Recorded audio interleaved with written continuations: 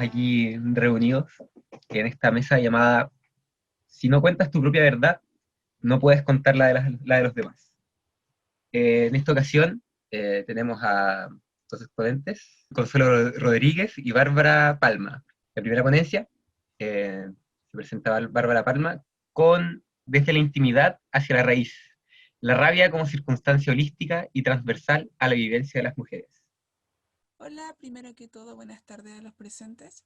Y bueno, las reflexiones para llegar a esta conclusión de la rabia como una circunstancia holística y transversal se construye como un viaje en conjunto con el cuarto propio de Virginia Woolf. Y esto muy desde la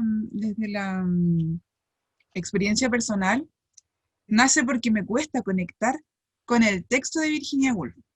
Entonces, cuando ella expresa que la mujer necesita un cuarto propio, que necesita su espacio, que necesita eh, no ser interrumpida para ser una mujer que escribe, eh, empiezo a reflexionar dentro de este trabajo cómo funciona mi cuarto propio, cómo es mi espacio y cómo puedo hacer este paralelismo entre una mujer que escribe hace 100 años atrás y cómo soy ahora yo, una mujer que escribe en el año 2020, eh, además intensificada con una pandemia donde el cuarto propio es el refugio y el encierro al mismo tiempo, eh, para escribir.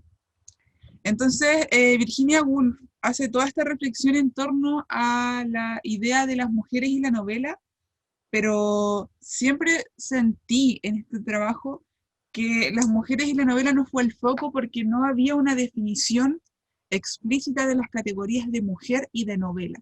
Bueno, de novela sí, la novela es más fácil de definir como un género eh, literario dentro de la narración, pero para Virginia todo lo que significó el mayor conflicto fue en la definición de ser mujer. ¿Qué es mujeres? ¿Qué es eso? ¿Y cómo puedo vincularlo en el género narrativo de la novela? Entonces, toda esta vuelta de pensar y repensar en esta categoría concluye en que termino pensando en mí, ¿ya? Y en mis parámetros, también establecidos por Virginia Woolf, como mi cuarto propio, mi dinero, mi comida, mi espacio, mi escritura. Desde ahí parto, desde ahí comienzo esta vivencia y este viaje con ella, y desde esa postura también puedo detectar simbolismos que ella utiliza dentro del ensayo. Uno de los primeros simbolismos que detecto es el gato sin cola, que aparece como una imagen que camina por una ventana que ella ve y la utiliza dentro del ensayo, pero a pesar de que es un pequeño momento muy breve donde ella lo menciona, tiene un significado profundo sobre un elemento, sobre un ser mutilado, sobre un ser cercenado y sobre cómo este animal está coartado de sus propiedades naturales. ¿Ya? Y esa reflexión puede asociarse totalmente a las mujeres con todo este viaje que ella va proponiendo. Entonces, la primera figura que me interesa ahí es el gato sin cola, el gato cercenado. ¿Y por qué? Porque después ella también propone otra categoría que es que las mujeres son los animales discutidos. Entonces, hay una relación entre lo animal salvaje tal vez, entre lo domesticado y lo no domesticado, y la discusión sobre cómo es ese animal. Entonces, cuando ella dice que eh, hay una discusión que se genera en torno a las mujeres, nace sobre la necesidad imperiosa de hablar sobre la categoría de mujer, pero no son las mujeres quienes hablan de las mujeres, sino que son los hombres. Son los hombres que han ocupado otros espacios como la literatura, como la biología, como la filosofía, y que han gastado gran parte de su tiempo en tratar de definir la naturaleza y la sexualidad de la mujer. Bueno, acá Virginia utiliza una persona que es el profesor von X. El profesor von X, en sus obras, habla sobre la inferioridad mental, moral y física del sexo femenino. Pero en todos sus escritos, él deja entrever mucha cólera. Entonces Virginia Woolf en este viaje menciona de que esa cólera es contagiosa, se le pega, a ella le da rabia leer a un hombre enojado sobre la situación de las mujeres, y eso la enoja porque también la hace pensar en la situación de las mujeres, y eso también me enoja a mí como lectora, como Bárbara, porque se me pega esta cólera. Y desde ahí también termino escribiendo, porque no se trata de una cólera como simple y declarada, no es una rabia que es momentánea, que es sencilla, sino que se trata de una cólera disfrazada y compleja que evidencia las fallas de un sistema patriarcal impuesto desde raíces históricas. Entonces, es aquí donde llego a la conclusión más grande de la ponencia, que es a la rabia como una circunstancia holística, o sea, entendida desde todas las aristas culturales y sociales y transversales a todas las vivencias de las mujeres, ya sea a la de Virginia hace 100 años atrás, a la de Bárbara en el 2020, o a la de las mujeres en Grecia, las mujeres en Asia, las mujeres en Latinoamérica.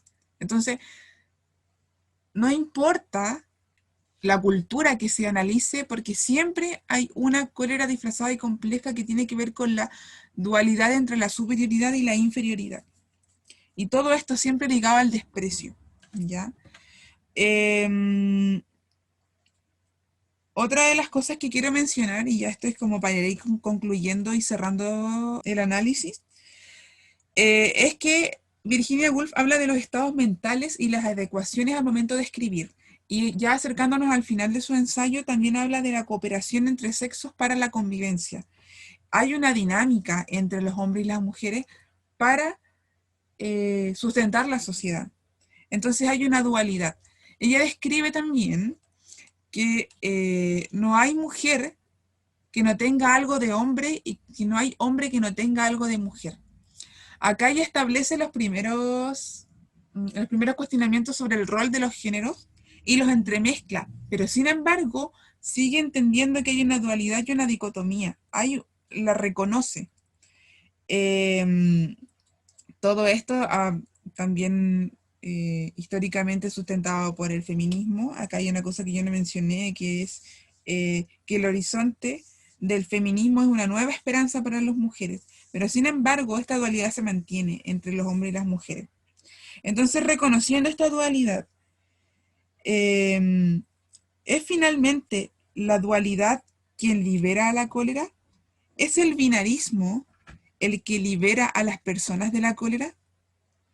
Esa es la gran conclusión, porque la búsqueda de cómo librarnos de la cólera y cómo dejar de ser sujetos encolerizados, enrabiados por los estereotipos y roles de géneros asociados a cada sexo, se han perpetuado y han establecido los parámetros sociales. Esas a grandes rasgos las conclusiones que puedo exponer sobre la ponencia. Dejo mi espacio abierto. Bueno, finalizando con la ponencia 1, vamos a dejar al final de las dos ponencias un espacio de preguntas. Ahora vamos con la ponencia 2, lo andrógino y la libertad de conducta, por Consuelo Rodríguez. Adelante. Gracias, Esteban. Gracias, Bárbara. Bueno, lo andrógeno y la libertad de conducta. ¿Cómo llegué a este título?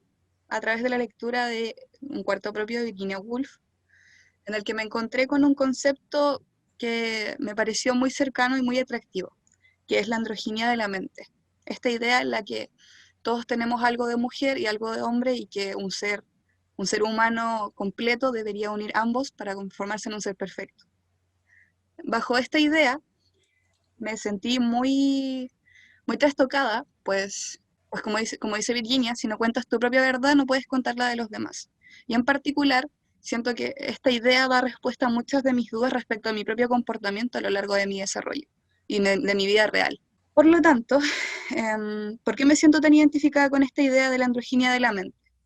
Pues en lo personal siempre me sentí bastante castrada de realizar mis conductas que me identificaban como persona ante la idea de que yo era una joven señorita, una joven mujer, una joven dama. En tanto que me pregunté, ¿por qué se generan estas dualidades? ¿Por qué se divide al ser humano? ¿Por qué dividir al ser humano? ¿Cuál es la razón de que existan dos tipos de comportamientos adecuados determinados a partir del sexo biológico? Que es como lo plantea Virginia y como gran parte de la población todavía lo ve.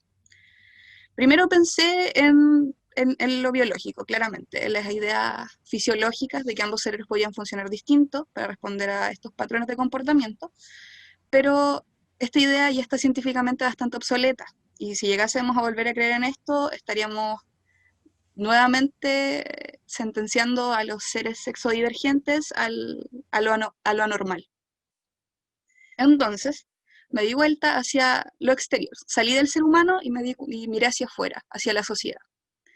Y recaigo en que, en general, la única diferencia que determina qué es lo que hace una mujer y qué es lo que hace un hombre radica en la utilidad que esto plantea para dividir y desarrollar patrones de comportamiento socialmente adecuados que cumplen determinados papeles dentro de una comunidad, en la que los hombres responden ante ciertos estándares que los proponen como superiores ante los estándares que sustentan las supuestas debilidades de las mujeres, pero que en conjunto suponen un equilibrio universal sustentado en los roles de género, la familia, la sociedad y la institución.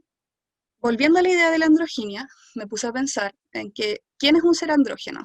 En lo que yo pienso con respecto a qué es un ser andrógeno, no puedo evitar pensar en la universidad del androginismo mítico, de que la gran mayoría de los dioses comparten estas características que son supuestamente determinadas para los hombres y determinadas para mujeres en sus propios seres.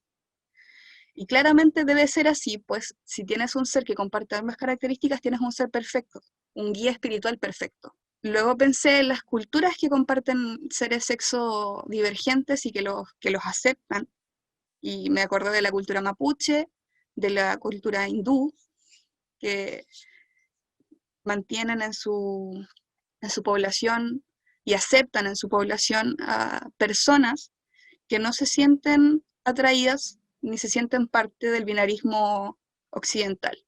Y incluso en esta idea de binarismo occidental se presentan las características femeninas del Dios cristiano apostólico romano, el que en sus sagradas escrituras presenta características femeninas, a pesar de que convenientemente sus feligreses lo plantean como un Padre todopoderoso, masculino, Señor del cielo y de la tierra, pero que debe poseer estas cualidades femeninas para convertirse en esta idea de alguien que cuida, que protege y que está presente. Así también llegué a la idea de la perpetuidad del rol de género. ¿Y quién perpetúa el rol de género? La institución, la familia, la escuela. Todas estas situaciones en las que se puede plantear algo que está bien y algo que está mal. En tanto que a una niña de sexo biológico femenina la obligan a utilizar una falda, y a un niño de sexo masculino, biológico masculino, le obligan a cortarse el cabello. ¿Por qué ocurren estas diferencias? En tanto que si un niño masculino quisiera usar falda no podría, y una niña femenina no quisiera usar falda no podría, todo radica en esta idea de la norma, de lo normal. Esto que está completamente opuesto a lo anormal, lo distinto y lo oculto, que vendría siendo este androginismo propio del ser humano. ¿Y para qué sirve lo normal? Para perpetuar el rol de género y para perpetuar el control de masas que supone la binariedad.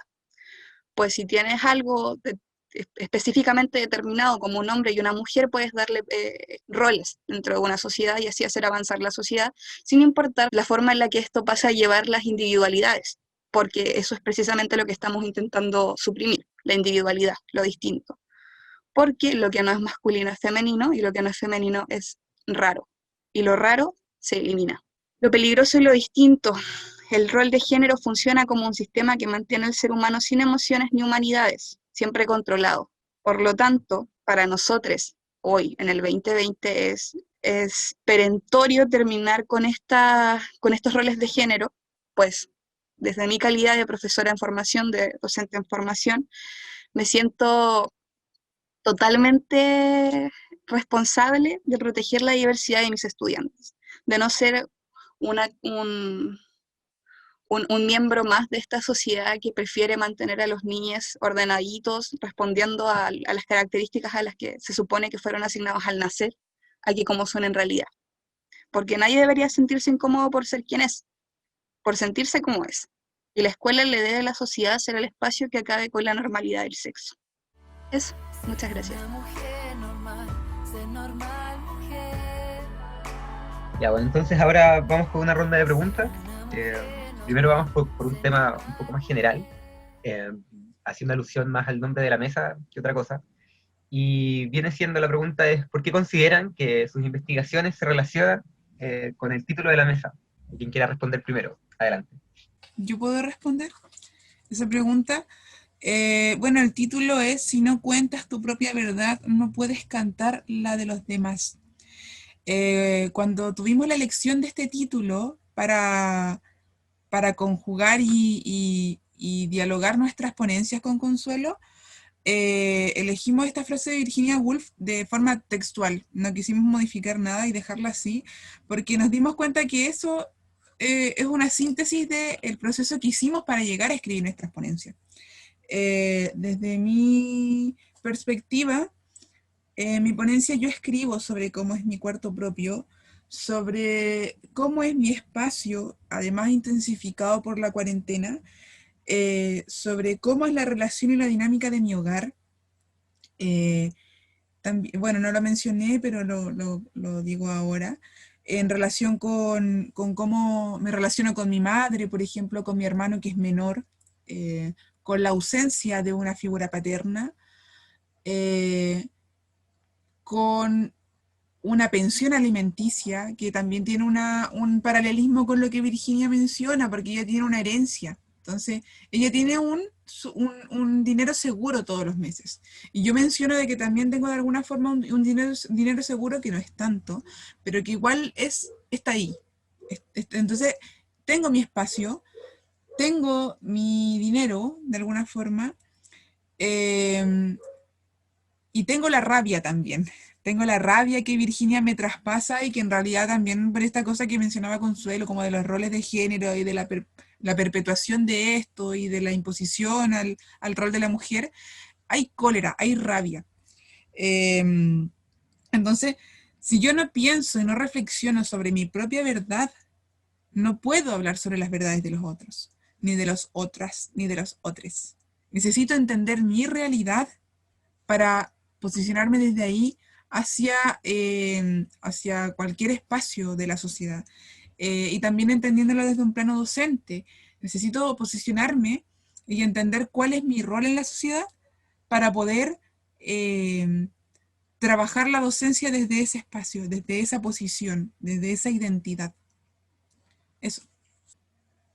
Bueno, por mi parte, por supuesto que tuve que hacer el mismo ejercicio que hizo Bárbara, el de posicionarme frente al texto y posicionarme frente a la realidad para poder plantear mi propia queja contra la sociedad en realidad, de por qué a mí, en particular hablo en singular, porque veo mi propia historia muy metida con el asunto, de que por qué a mí no me dejaban hacer ciertas cosas, por qué en algún momento yo le planteé a mi papá que yo suplo la idea del hijo hombre que él no tuvo, lo sentía en mí, por qué yo me sentía más masculina que el resto, por qué me decían marimacho, solo porque me gustaba correr un poco más por recorrer por los patios más que quedarme sentada con mis compañeras. ¿Por qué la gente vio cosas que no estaban correctas en mí, siendo que yo jamás, jamás sentí que eso estuviese malo, que ni siquiera que estuviese cometiendo un error? Porque hay cosas que están, que están como vedadas para un sexo biológico y para el otro no. Porque hay cosas que están aceptadas para un sexo biológico y para el otro no, siendo que somos una misma especie, y es ridícula la idea de que en una misma especie ambos participantes no puedan hacer lo mismo, porque no hay ninguna diferencia biológica. Bueno, tal vez no puedo levantar la misma cantidad de peso que podría levantar un hombre musculoso, pero eso no quiere decir que no pueda hacerlo, porque si no entreno no lo voy a poder hacer. ¿Por qué la gente es tan determinista con esto de que las mujeres sí pueden y los hombres no pueden? ¿Por qué las mujeres sí pueden usar aros, porque los hombres no? ¿Por qué las mujeres pueden tener el pelo largo y porque los hombres no? ¿Por qué se busca tanto el, el tener uno o lo otro, porque no puede ser todo, porque yo no pude hacer todo lo que quise y si lo hice, ¿porque estuvo mal? Solo bajo esta idea determinista de que necesitas tener un patrón en el que encajen las mujeres y un patrón en el que encajen los hombres, porque si tienes a alguien que escapa de esto, inmediatamente se convierte en algo distinto. Y lo distinto, insisto, asusta. Así que, claro, si no cuento lo mío, no puedo contar lo del resto, y probablemente el resto se va a sentir en algún momento identificado con lo que estoy diciendo, porque son situaciones prácticamente universales. Como en algún momento todos han sentido el rol de género pesarle sobre los hombros. Hombres, mujeres, sexo, género fluido, intersexuales. Somos una comunidad azotada por el patriarcalismo, por la sociedad patriarcal capitalista. Y por fin nos estamos dando cuenta. O tal vez no nos dimos cuenta ahora. Virginia Woolf se dio cuenta de esto hace 100 años. Lo planteó hace 100 años. Pero la gente prefiere mirar hacia el lado, hacia el sistema, que, que denunciarlo. Por lo menos ahora lo estamos haciendo. Desde la rabia. Siempre desde la rabia. Eso, muchas gracias. En ese sentido, claro, ustedes dicen de hace 100 años, hoy día la ventaja quizás de la globalización es interesante porque ahora estas cosas se pueden masificar mucho más. En ese sentido, y apuntando también al rol pedagogo, eh, me nace una pregunta en torno a la identidad. La identidad está en un constante cambio y creo que sería fundamental incentivar esta mirada crítica de las personas en cuestionarse, en darse cuenta hacia dónde avanzan y cómo avanzan. Pero en ese sentido, en esta sociedad que, que nos dejan un molde, que nos impone prisiones psicológicas inventadas por cierto núcleo de poder, ¿cómo incentivar, en su opinión, esta mirada crítica del individuo, cómo incentivar a los estudiantes que se juzguen y se critiquen su identidad y preguntarse su rol social? No sé si se Yo creo entendió la idea. que, bueno, yo creo que es imposible pedirle algo a alguien sin que tú lo hagas primero, sea lo que sea.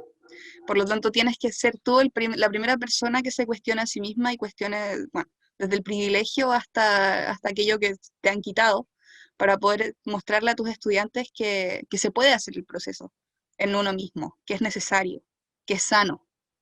Porque, como mencionabas, claro, la identidad está en constante crecimiento y se van gestando nuevas identidades de acuerdo a los tiempos que están pasando, que están corriendo.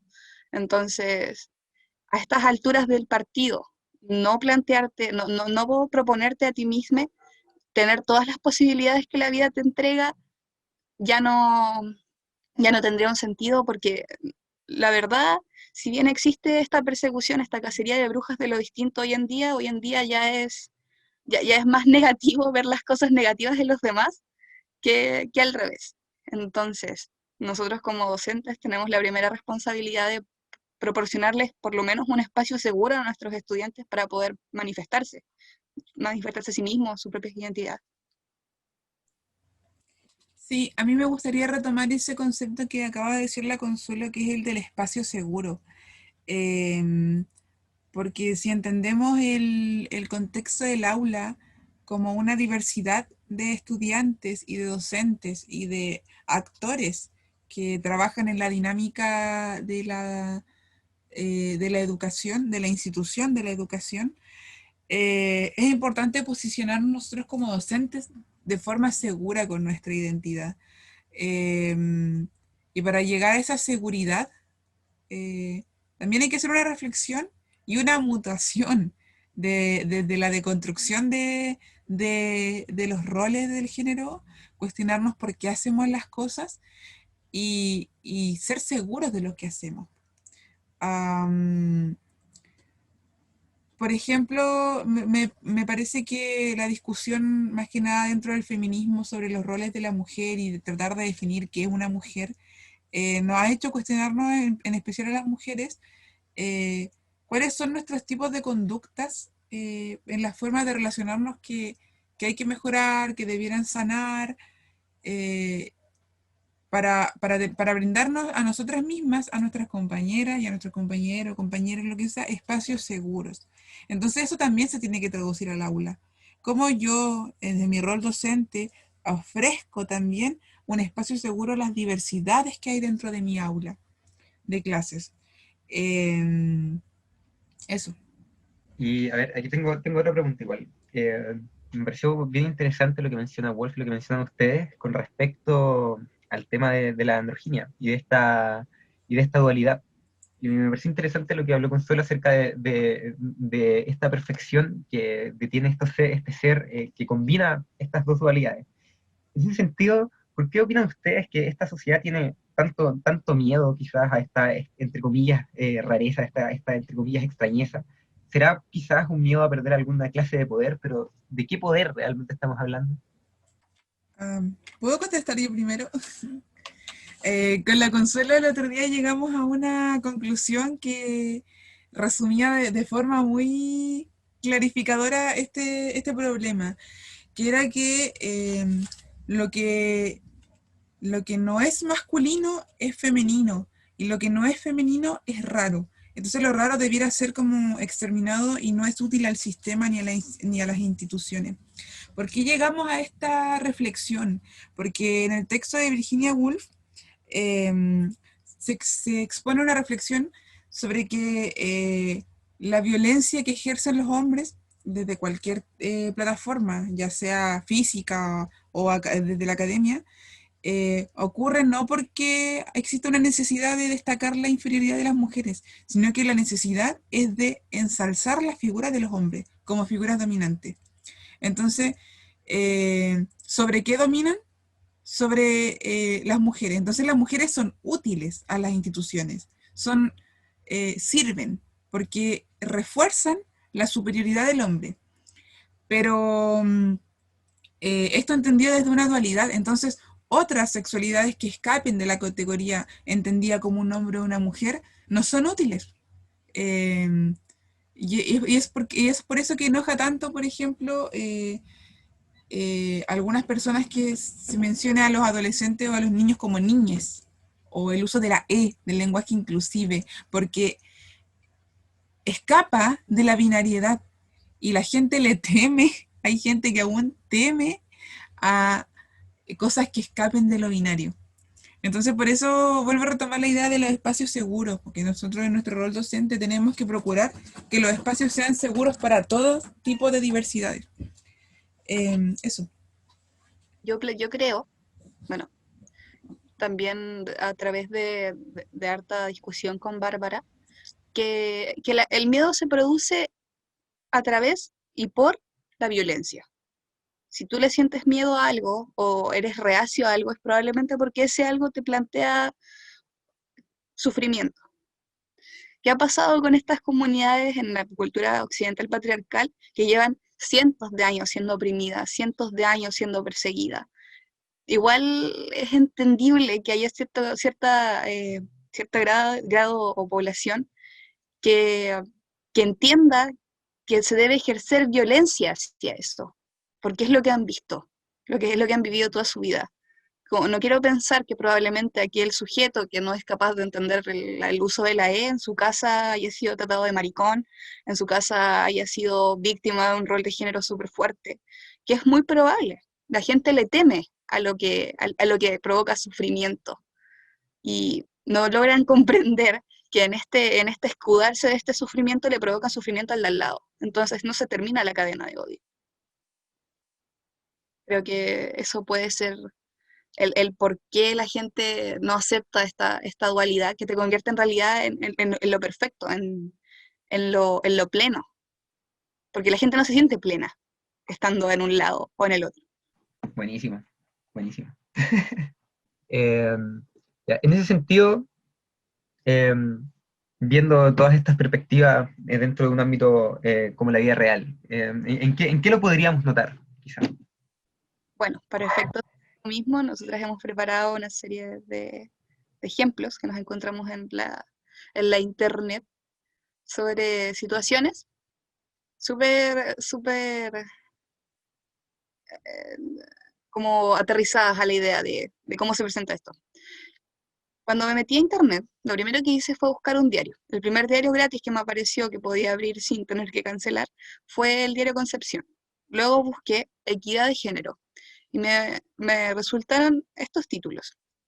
Autoridades llaman a la industria minera a aumentar la participación femenina. Comunidad Mujer 2020 premió la promoción de la igualdad de oportunidades en tiempos de pandemia. Prevención efectiva de la violencia de género. Biobío muestra baja presencia femenina en política, solo una alcaldesa en 33 comunas. El desafío de potenciar la participación femenina en las actividades científicas, las persistentes brechas de oportunidades para la mujer en la sociedad chilena. Me causa mucha curiosidad los planteamientos de estos encabezados. Desafío, persistentes brechas de oportunidades, baja presencia femenina, prevención efectiva de la violencia de género. ¿Qué opinas tú, Bárbara? Bueno, todos estos encabezados son precisamente del tag de equidad de género, y sin embargo, se encuentran muchos problemas, principalmente considero yo desde la edición. Cuando una editorial una editorial periodística no reflexiona acerca de sus perspectivas de género al momento de escribir, ocurren cosas como esta, como el desafío, si lo puedes cambiar a esa noticia, el desafío de potenciar la participación femenina de las actividades científicas. Esto también asociado a que históricamente las mujeres han estado excluidas del área de las ciencias.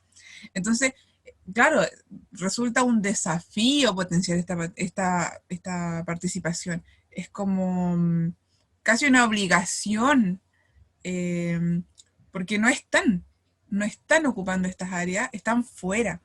Entonces,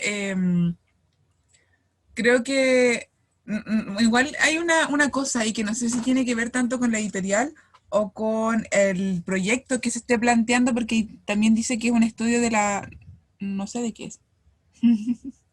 Estudios de la ONU revelan que la participación femenina no alcanza el tercio del total de investigadores. Desde el Ministerio de Ciencia se trabaja en una agenda de género con la que se pretende disminuir las actuales brechas. Claro.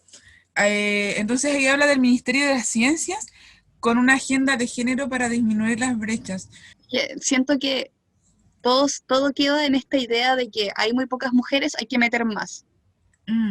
¿Eso qué significa? Eso no soluciona el problema, eso soluciona lo que se ve del problema, que es que no hay mujeres, pero nunca se han puesto a pensar por qué no hay mujeres, por qué las mujeres no, ¿será que no quieren? ¿Será que no pueden? ¿Será que no las dejan? Claro, y ocurre lo mismo también con otros humanos que están sometidos a otros tipos de opresión, por ejemplo, el cupo de personas con situación de discapacidad, como que hay que cubrir un cupo, esa es la sensación que deja. Hay que cubrir cupos, hay que organizar una agenda de género y hay que cubrir cupos con mujeres, pero volvemos entonces a preguntarnos qué son las mujeres o por qué tiene que ser específicamente con mujeres y no con otro tipo de sexualidades. Es como tendencioso, encuentro, y claro, y no ahonda en el problema real de la dominación masculina dentro de estas áreas de estudio. Ajá. ¿Seguimos avanzando? Uh-huh. Yo quiero hacer una pregunta. Adelante. A ver si, ya. Bueno, como aquí dicen, hay una baja participación de mujeres y eso es claramente por un constructo social que viene de mucho antes también, de todo esto de dominancia que ustedes hablan, pero en ese sentido, ¿cómo creen que actualmente se podría solucionar esto? O sea, empezar a dar más espacio, ¿de qué manera? A mí me pasa que siento que esta noticia sigue estando en una binariedad. Es como que se dan cuenta de alguna forma de que hay muchos hombres dominando la escena científica, entonces hay que diversificar las cosas. Entonces, ¿a quién hay que incluir? A las mujeres, porque la mujer es como el otro, la extensión, el espejo de lo masculino, o sea, como entendiendo lo femenino. Pero ¿qué pasa?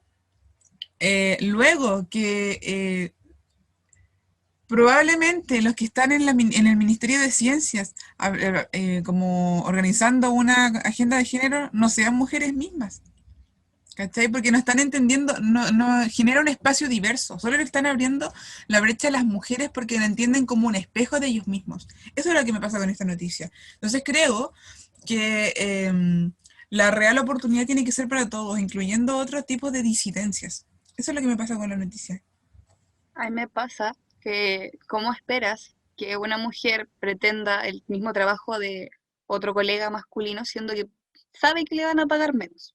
De partida le van a pagar menos por su pega, de partida la van a tratar como mujer, calidad mujer, eso existe. Existe totalmente la calidad mujer, esta calidad en la que quedas como invisibilizada, en la que se asume que tú vas a estar de acuerdo con todo, en la que la gente como palabrea alrededor tuyo y tú tienes que estar ahí escuchando. Entonces, ¿cómo se soluciona esto? Dando reales oportunidades para todos. Como paguen lo mismo. Gente, estamos en el 2020. ¿Cómo puede ser que hayan personas que por su género o por su sexo ganen más? Simplemente, con las mismas cualidades intelectuales, con los mismos estudios. Yo creo que por ahí también va el tema. Es como, ¿cómo esperas que haya competencia entre la comunidad? Diferenciando en este caso, no hay que caer en eso, pero mujer-hombre, que las mujeres también quieran competir por estos cupos, siendo que como es que en realidad tenéis que tener mucho amor al arte. Mm. Si no, entonces, si no, ¿para qué? Y también esto de que, claro, vas a entrar a un mundo que está totalmente controlado por el ámbito masculino, te vas a sentir foránea, extranjera, porque no eres un hombre. Yo creo que por ahí va en un planteamiento social, de que tienen que ser las mismas oportunidades realmente para que exista una solución. Mm. Igual hay otro punto de análisis que es cuál es el tipo de mujeres que ellos quieren atraer en su agenda de género y también la fotografía que utilizan para hacer este llamado, esta noticia, este desafío, que son mujeres que claramente cumplen con el estereotipo del rol de la mujer, que están todas con vestidos, por ejemplo, todas parecen tener, no sé, todas parecen ser blancas.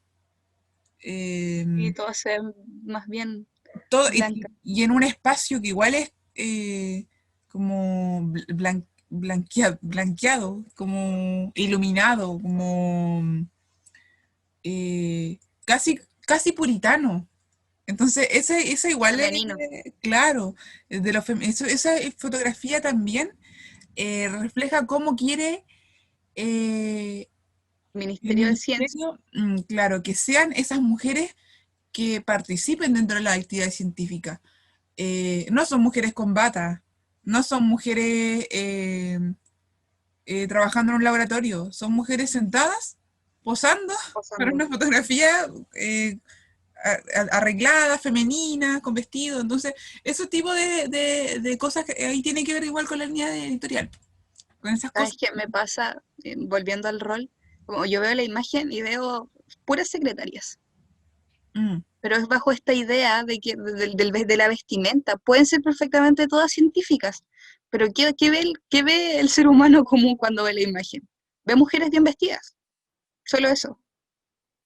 No ve lo que se está intentando. O sea, si la idea de esto era atraer a mujeres a trabajar al Ministerio de Ciencias, no creo que lo cumpla. mm. No creo que funcione. ¿Avanzamos? Sí, pasemos a la siguiente imagen. Esto me lo encontré en Instagram, otro medio informal. ¿Qué opinan de las toallas masculinas? Los protectores ligeros para hombres se usan dentro de los calzones para evitar manchas de precum, semen o meados. Muchas marcas los están fabricando, son muy cómodos y no se notan. Eso, hasta ahí, el post está muy bien. No hay una característica de género, no hay un sesgo biológico ni en absoluto, solo higiene. Y aparece el administrador de esta página con el siguiente comentario. Ahora los machos alfas dirán, ya vengo, me cambiaré la toalla, o dirán, amigo, tienes una toalla que me preste, con muchos emoticones de que es algo chistoso. ¿Es algo chistoso? ¿Es un chiste? Podríamos preguntarle a nuestro moderador qué opina también sobre esta publicación. Ya que igual tiene que ver con las toallas masculinas y a lo mejor ahí tú podrías No, expresarlo. amigo, usted tiene pene, usted comente. Eh, Me parece extraño, en realidad, en general. ¿Ah? Así, a primera vista, me parece extraño tanto el comentario y tanto como la utilidad. O sea, eh, no sé qué podría decir, la verdad, con respecto a esto. Pero ¿dónde deja el rol de género?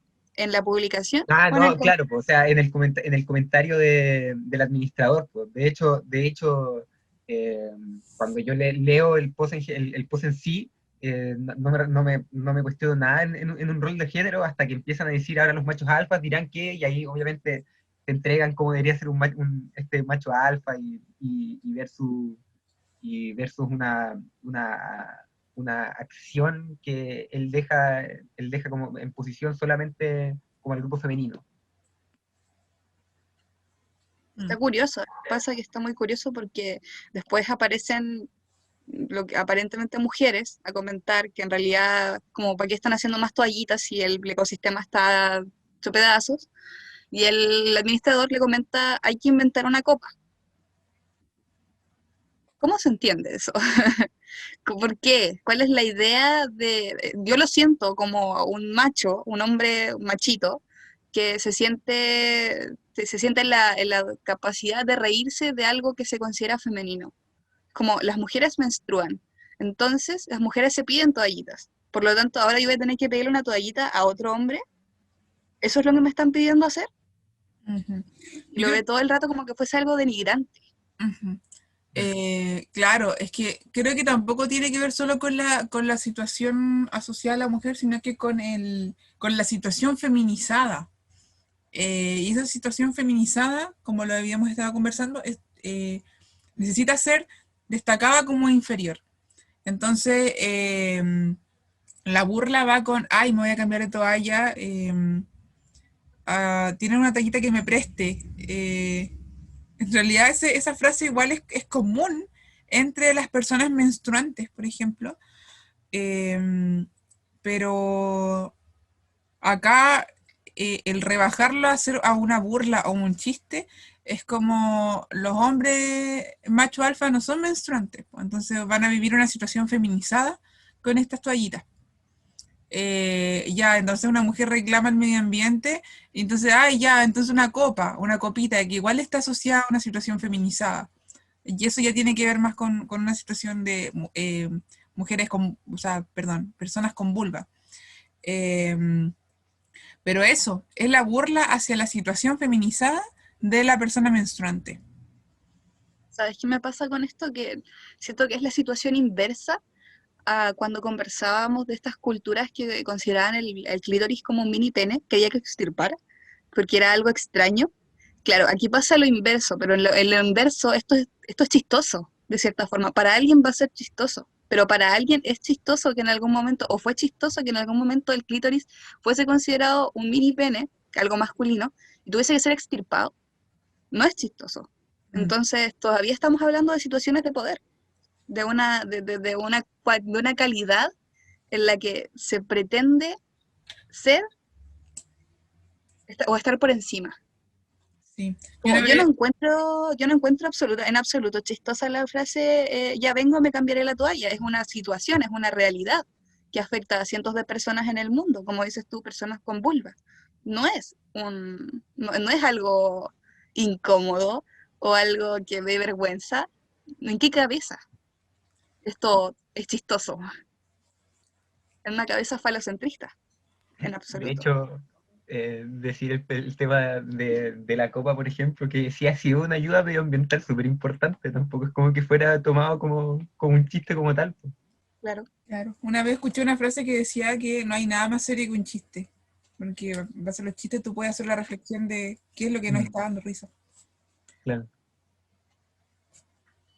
Bueno, Pasemos a la siguiente. Ah, yo quiero explicar esta. Este fue un tweet que fue publicado el día de hoy, viernes 11, donde hay un niño que realiza un concurso de pintura y el mismo niño escribe, elabora su cartel y lo pega en un mural en la calle. Entonces una persona lo encontró y le sacó una fotografía y lo publica en Twitter. Y dice, fui a una plaza en Providencia, y me encontré este concurso. Creo que lo escribió un niño y muero si nadie participa. Obvio que iré a dejar un dibujo, pero si quieren compartir la info, bacán.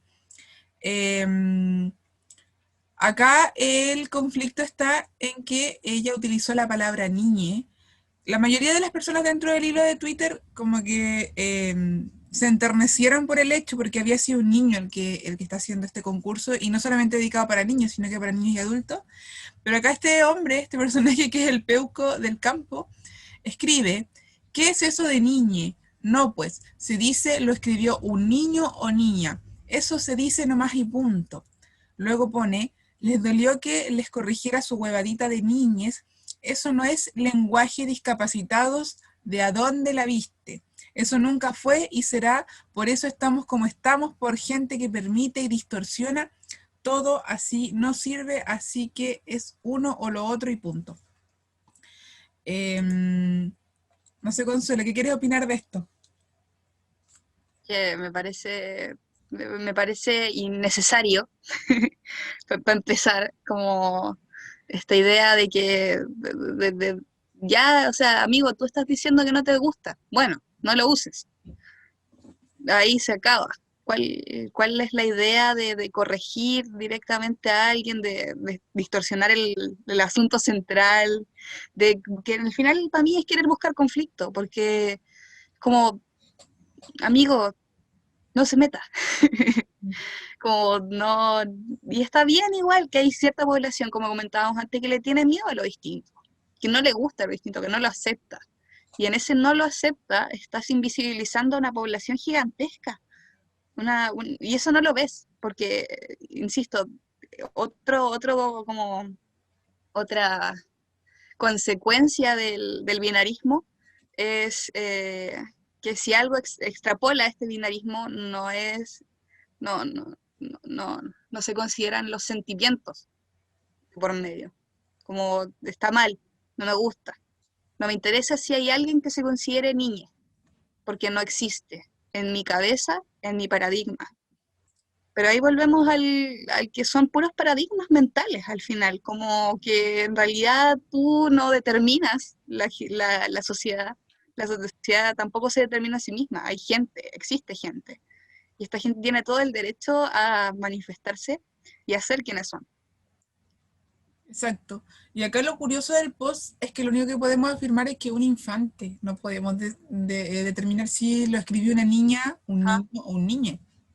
Entonces, de ahí se entiende como la decisión de escribir niñe, porque no asumió el género de la persona que escribió el cartel.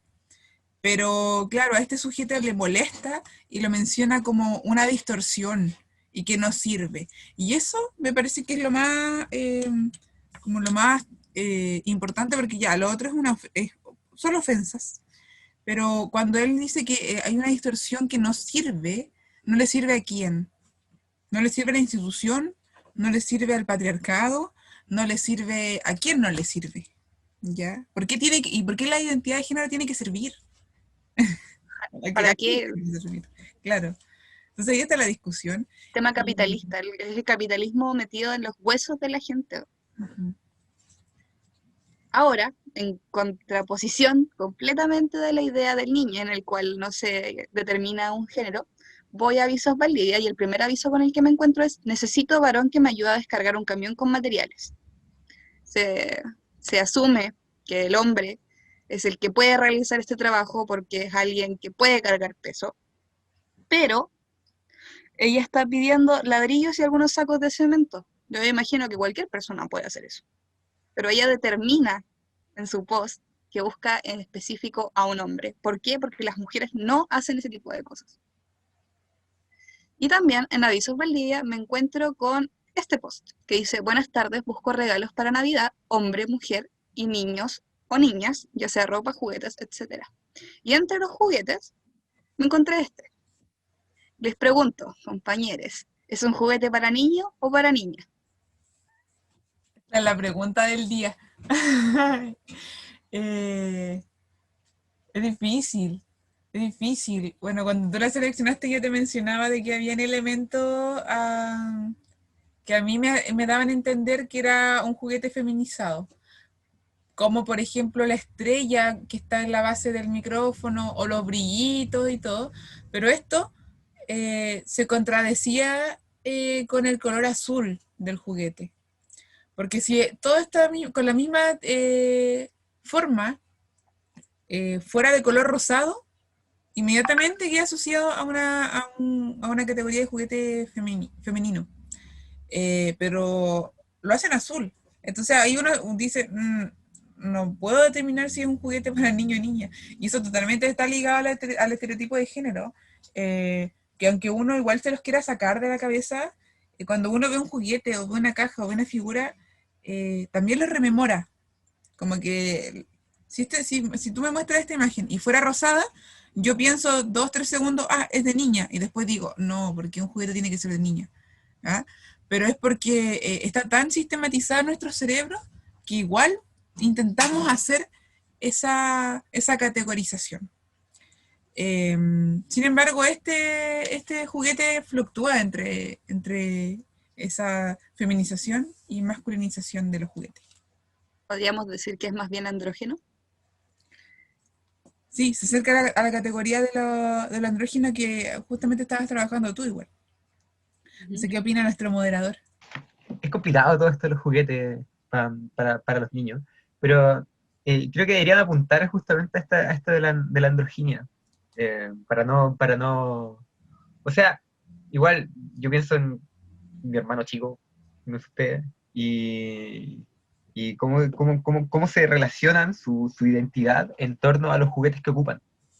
Y creo que una forma de incentivar una identidad mucho más libre es justamente tener juguetes ya que ya están estos estereotipos de género, entonces crear una línea de usos que no cumplan con ninguno de los, o que combinen los dos, cosas así para que se forme una identidad así como más perfecta, como comentaba Consuelo.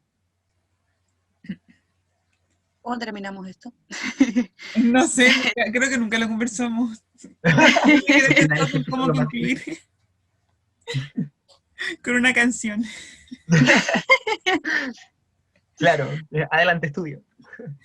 Bueno, muchas gracias por escucharnos, por darse el tiempo de escuchar toda esta gran cátedra sobre la rabia, sobre nuestra rabia, sobre lo mucho que nos molesta y nos ha molestado en realidad que siempre se den estas situaciones en todos los aspectos, no solo en la escuela, en la universidad también incluso, y no son conscientes. Siento que por eso uno no puede enojarse o no puede direccionar esta rabia hacia las personas, hacia el individuo, porque no es algo consciente, es algo que está en el inconsciente colectivo de la sociedad, y si queremos aterrizarlo más de la sociedad chilena, es casi como parte de la cultura, por así decirlo, pero en realidad no lo es, que se perpetúe esta idea del niñito hombre, niñita mujer, de, de que hay cosas que sí, cosas que no, y al final hay que direccionarnos hacia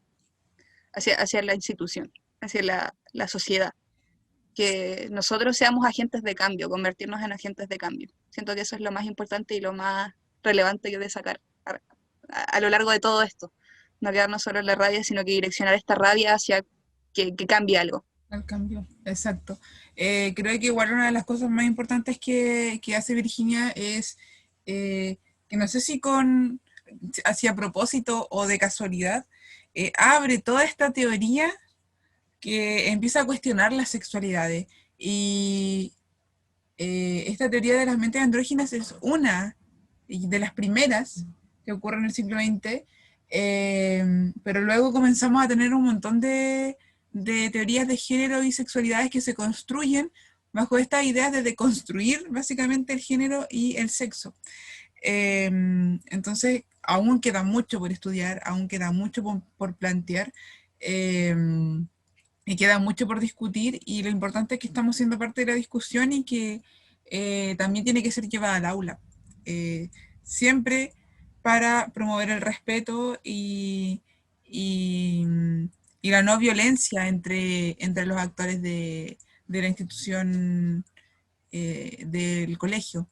Entonces, esa es la finalidad. Y siempre revisando nuestras propias experiencias para poder contarlas de los otros. Quiero agradecer también en este espacio a Esteban, que fue quien nos moderó muy amablemente, sin ni un peso por medio. Así que gracias igual, Esteban, por estar presente y por regalarnos un poco de tu tiempo para poder montar este trabajo. Y gracias igual a la Consuelo por todas las horas de conversación y de diálogo para poder establecer objetivos en comunes. Eso. Gracias totales. Buenas reflexiones, buenas reflexiones. Ser una mujer normal, ser normal mujer. Ser una mujer normal, ser normal.